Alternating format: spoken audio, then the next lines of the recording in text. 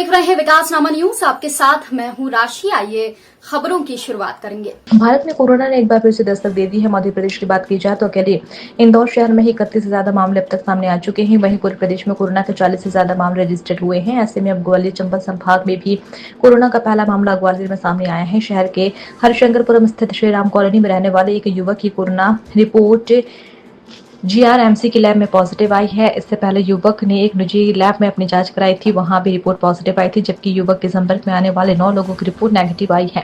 ऐसे में युवक को घर में ही आइसोलेशन किया गया है। वहीं युवक की ट्रेवल हिस्ट्री मुंबई बताई गई है। युवक पिछले 2 महीने से मुंबई में था। शहर में कोविड का पहला मामला आने पर स्वास्थ्य विभाग अलर्ट मोड पर है। बोलो इंडिया टीवी। कोरोना का एक बार फिर से देखने को मिल रही है कि शहर की ज्यादा भी सामने आ चुका है। इस तरह की तैयारी है कोविड के लिए कोल्ड ओपीडी भी शुरू की गई है। हाँ, देश भर में खबरें हैं, पॉजिटिव कुछ मरीज आ रहे हैं, तो उसको संज्ञान में लेके हमने यहाँ पर भी अपनी जो व्यवस्थाएं हैं, जो तैयारियां हैं, वो ऑलरेडी कर ली हैं, जिसमें कुछ पलंग आरक्षित किए हैं।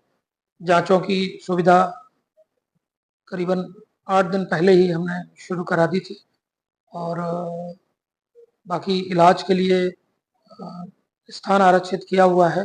सैंपलिंग के लिए निर्देशित कर दिया है। कोल्ड ओपीडी वो भी शुरू कर दी है। कोई ज़्यादा घबराने की ज़रूरत नहीं है, चूँकि ये है तो ये चलता रहेगा, परंतु इस तरह की कोई सीवियरिटी या कोई चिंता का कारण अभी ऐसा समझ में नहीं आया, परंतु सतर्कता रखना बहुत ज़रूरी है।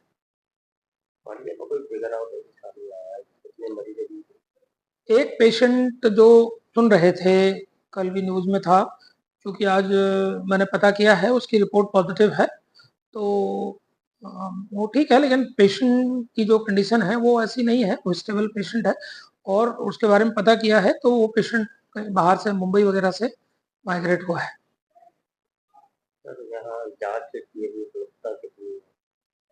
अभी हमारे जो वायरोलॉजी लैब में जांच किट उपलब्ध हैं, अभी परसों जो था करीबन 150 के आसपास थी, अभी कितनी आज है, बाकी का और आवश्यकता अनुसार हमने डिमांड कर दी है, तो उसकी कोई समस्या रहेगी नहीं।